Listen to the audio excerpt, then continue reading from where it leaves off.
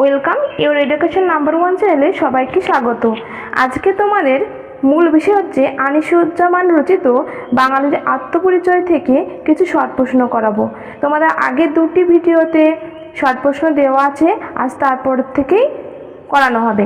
অবশ্যই যারা দেখোনি তারা আগের ভিডিওগুলি দেখে নিও, চ্যানেলটি সাবস্ক্রাইব করে রেখো। প্রথম প্রশ্ন আজ হবে 32 থেকে। মহাভারতের শ্রেষ্ঠ বঙ্গানুবাদক কে? মহাভারতের শ্রেষ্ঠ বঙ্গানুবাদ করেন কাশিরাম দাস। নবীবংশ কে রচনা করেন? সৈয়দ সুলতান নবীবংশ রচনা করেন। পরবর্তী প্রশ্ন ফরাসি থেকে আমির হামজা অনুবাদ করেছিলেন কে? ফরাসি থেকে আমির হামজা অনুবাদ করেছেন আব্দুল নবী। পরবর্তী প্রশ্ন 19 শতকে কোন কবির লেখা স্বদেশপ্রেম ও নিজ ভাষাপ্রীতি লক্ষ্য করা গেছে? ঈশ্বরচন্দ্র গুপ্তের লেখা স্বদেশপ্রেম ও নিজ ভাষাপ্রীতি লক্ষ্য করা গেছে। পরবর্তী প্রশ্ন কোন কবির বঙ্গভাষা শ্রুতির কথা আমাদের সবার জানা আছে? মাইকেল মধুসূদন দত্তের বঙ্গভাষা স্তুতির কথা আমাদের জানা আছে। পরবর্তী প্রশ্ন বাঙালির জীবনের নানা দিক দিয়ে বস্তুনিষ্ঠ বিশ্লেষণ আমরা প্রথম কার লেখায় দেখতে পাই? বাঙালির জীবনের নানা দিক দিয়ে বস্তুনিষ্ঠ বিশ্লেষণ আমরা প্রথম বঙ্কিমচন্দ্র চট্টোপাধ্যায়ের লেখায় দেখতে পাই।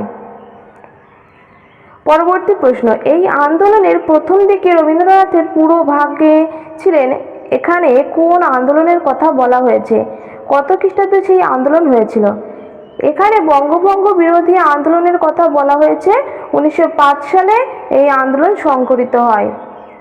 পরবর্তী প্রশ্ন বঙ্গভঙ্গের পরিকল্পনা কবে কার্যকর হয়?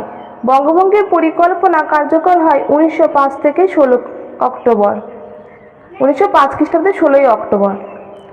পরবর্তী প্রশ্ন বঙ্গভঙ্গ রদ হয় কবে? 1911 সালে বঙ্গভঙ্গ রদ হয়।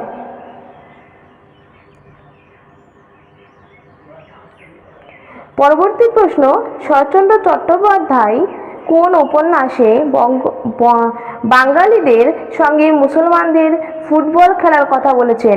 শরৎচন্দ্র চট্টোপাধ্যায় শ্রীকান্ত উপন্যাসে বাঙালিদের সঙ্গে মুসলমানদের ফুটবল খেলার কথা বলেছেন। পরবর্তী প্রশ্ন কার নেতৃত্বে বাংলার হিন্দু মুসলমান নেতারা বেঙ্গল প্যাক্ট এ স্বাক্ষর করেন? চিত্তরঞ্জন দাসের নেতৃত্বে বাংলার হিন্দু মুসলমান নেতারা বেঙ্গল প্যাক্ট এ স্বাক্ষর করেন।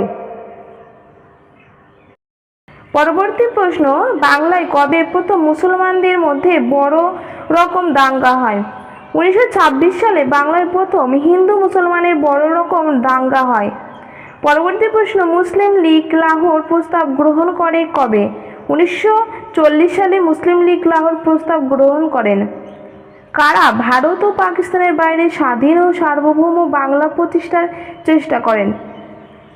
মুসলিম লীগের হোসেন শহীদ সোহরাওয়ার্দী ও আবুল হাসিম এবং কংগ্রেসের শরৎচন্দ্র বসু ও কিরণশঙ্কর রায় ভারত ও পাকিস্তানের বাইরে স্বাধীন ও সার্বভৌম বাংলা প্রতিষ্ঠার চেষ্টা করেন। পরবর্তী প্রশ্ন মাউন্টব্যাটেন পরিকল্পনা কবে ঘোষিত হয়? মাউন্টব্যাটেন পরিকল্পনা ঘোষিত হয় 1947 সালের 3 জুন। বাংলা ভাষার জন্য প্রাণদানের কারণে দিনটি এখনো পর্যন্ত বাঙালি আত্মপরিচয়ের প্রতীক হয়ে রয়েছে। এখানে কোন দিনের কথা বলা হয়েছে? এখানে 1952 খ্রিস্টাব্দের 21শে ফেব্রুয়ারির কথা বলা হয়েছে। পরবর্তী প্রশ্ন কত সালে শেখ মুজিবুর দাবি করেন পূর্ব পাকিস্তানের নামকরণ হোক বাংলাদেশ?